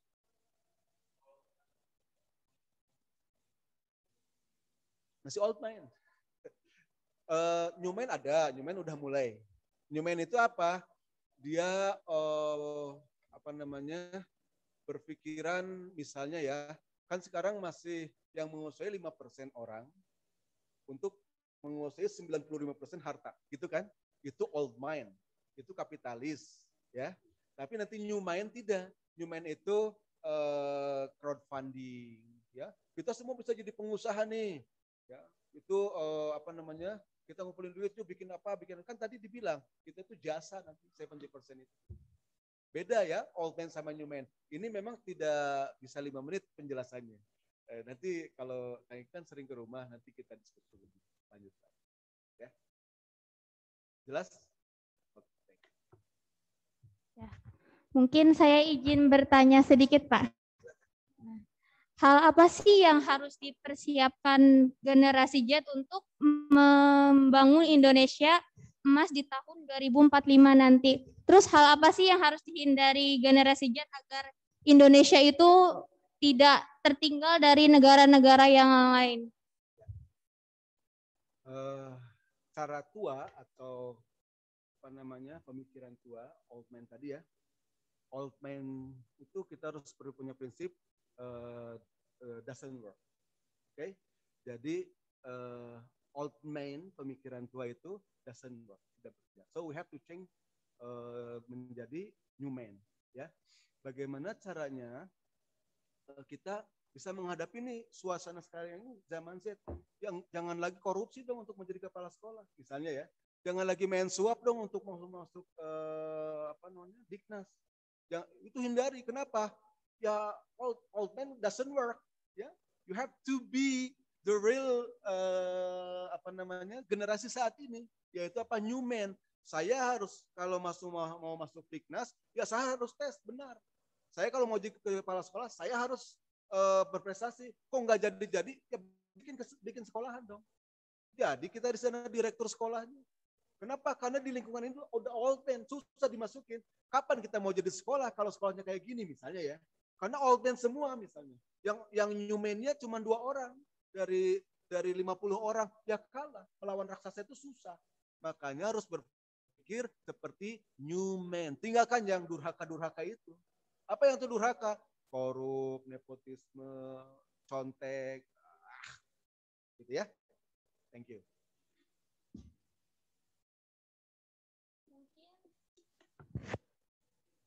Mungkin untuk materi yang ini saja, namun sebelum ditutup, izin saya untuk mengambil kesimpulan dari pematerian 1 dan pematerian kedua.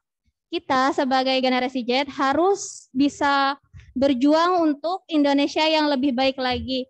Kita juga harus mampu menciptakan ide-ide yang cemerlang agar nanti Indonesia tidak tertinggal oleh negara yang lain. Kemudian kita juga harus mampu bersaing dengan negara-negara yang lain. Lalu jangan lupa untuk Akang Teteh semua tetap semangat dan tetap berjuang dan tetap melakukan hal yang lebih baik lagi untuk Indonesia. Sekian dari saya, kurang lebihnya mohon maaf. Wassalamualaikum warahmatullahi wabarakatuh. Selanjutnya yaitu ada sesi pemberian plakat oleh panitia. Oh, ini harus pakai ini lagi ya.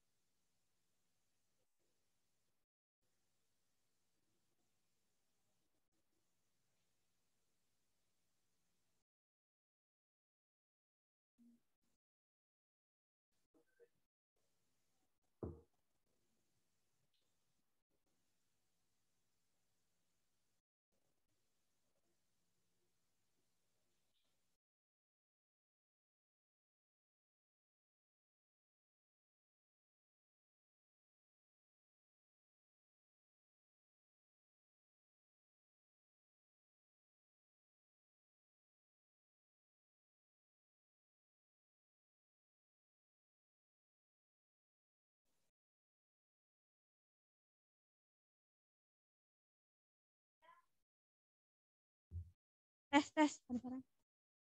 Untuk Akang Teteh yang tadi bertanya pas sesi permaterian ke-1, boleh menghubungi CP 082 211 90 4752 untuk nanti ditindaklanjuti dari kajian ya. Dan selanjutnya ada MC.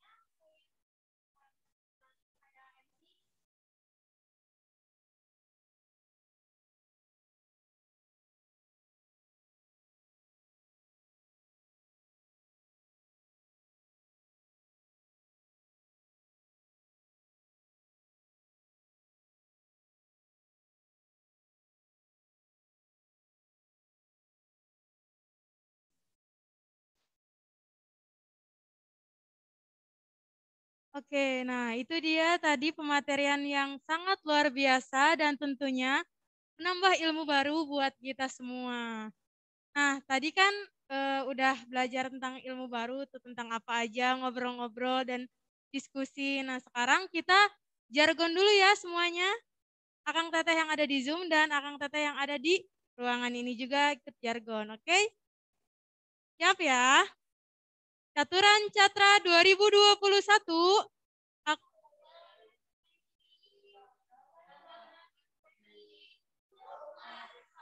Wah, mantap banget ya. Masih semangat nih ya.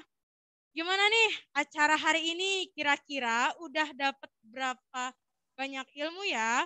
Pastinya banyak banget kan? Nah, jangan lupa buat Akang Teteh semua share ilmunya yang kita punya atau yang kita dapat hari ini ke siapapun dan kemanapun itu. Kalau zaman sekarang sih share-nya pasti share ke media sosial ya. Siapa sih hari ini yang nggak punya media sosial? Pasti pada punya kan? Nah, jadikan media sosial itu sebagai ladang pahala bagi kita semua. Karena ilmu itu bukan cuma untuk dituntut, atau bukan cuma untuk dicari, tapi harus disebarkan juga dan diamalkan.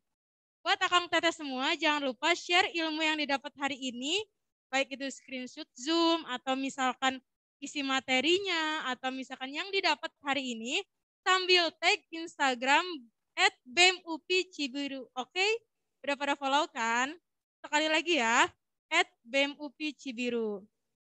Nah, sambil ngobrol-ngobrol sedikit, pesan-pesan mengenai acara hari ini, coba dari Akang Teteh ada gak ya yang mau ngasih pesan-pesannya, mau satu kata boleh, satu kalimat boleh, atau satu paragraf juga boleh. Boleh siapa yang mau? Boleh langsung raise hand atau on mic aja ya.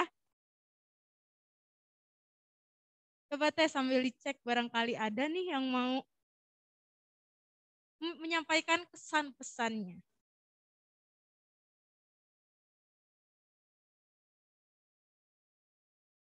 Gak ada, atau mau kita panggilkan aja ya? Siapa ya yang mau menyampaikan kesan-pesannya? Oke, ditunggu Akang Teteh, siapa yang mau menyampaikan pesan-pesannya hari ini?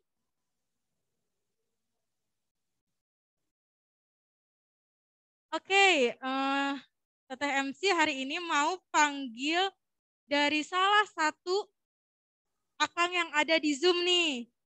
Oh, siapa ya? Kang Ari Darussalam, boleh Kang Ari? Halo. Wah, ternyata ada di sini gestar kita hari ini. Wow, keren sekali. Langsung datang loh. Di sini ada, di Zoom ada, di mana-mana ada. Sini Kang Ari, wow ini dia bintang tamu spesial kita hari ini. Kita sambut Kang Ari Darussalam untuk menyampaikan pesan-pesannya ke kita semua ya. Wow, datangnya aja udah bikin bahagia nih. Udah bikin semua tertawa, senyum.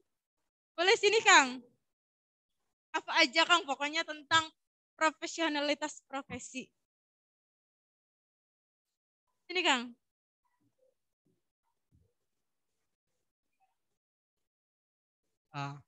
Bismillahirrahmanirrahim. Alhamdulillah untuk webinar kali ini itu menambah wawasan kita, khususnya bagi kita-kita yang dari aku sendiri yang dari jurusan PGSD, merasa bahwa PGSD itu bukan hanya soal menjadi guru dan kayak bukan cuma hanya sekedar ngejar PNS gitu. Jadi kita bisa menggali semua istilahnya semua potensi-potensi yang ada pada diri kita. Mungkin itu aja Teh. Terima kasih. Hey, tepuk tangan yang meriah buat Kang Ari Darussalam, gestar kita hari ini. Ya, jadi kita jangan cuma jadi PNS ya, tapi jadi P3K. Sama aja. Pokoknya kita harus mengabdi untuk negeri kita sendiri ya. Dan juga jadi guru itu bukan cuma masalah uang, tapi masalah kita mendapatkan pahala kalau kita ikhlas dalam menjadi guru. Oke nih, sebelum acara berakhir, kayaknya kita harus ada kenang-kenangan dulu deh, dokumentasi bersama peserta. Udah siap belum buat dokumentasi? Coba benerin kerudungnya, senyumnya dipersiapkan yang manis, dan kameranya on kan. Gimana nih? Teteh-teteh panitia udah siap buat mendokumentasikan? Siap ya? Oke. Ada berapa slide deh? Buat mendokumentasikan peserta. Aduh grogi saking tadi hebatnya Kang Ari ya. Wow, standing applause banget. Keren banget pokoknya buat. Tahan ya, siap, nyalain kameranya, senyumnya yang cantik. Siap, tahan. Nanti kalau udah selesai dikasih tahu tahan. Ya, masih tahan. Oh, belum pada buka semua. Buka dong kameranya dong. Kameranya aja yang dibuka, sok dibuka. Gak apa-apa, tembok juga gak apa-apa. Gak apa-apa, sumpah gak apa-apa. Sok coba nyalain kameranya ya. Teteh Pubroknya lagi mendokumentasikan. Buat nanti lumayan di Instastory kan, nanti bisa tag-tag. Wah, produktif banget nih hari ini gitu kan. Keren.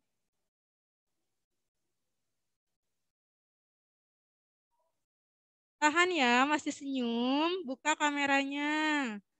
Yuk, bisa yuk buka kameranya. Tahan.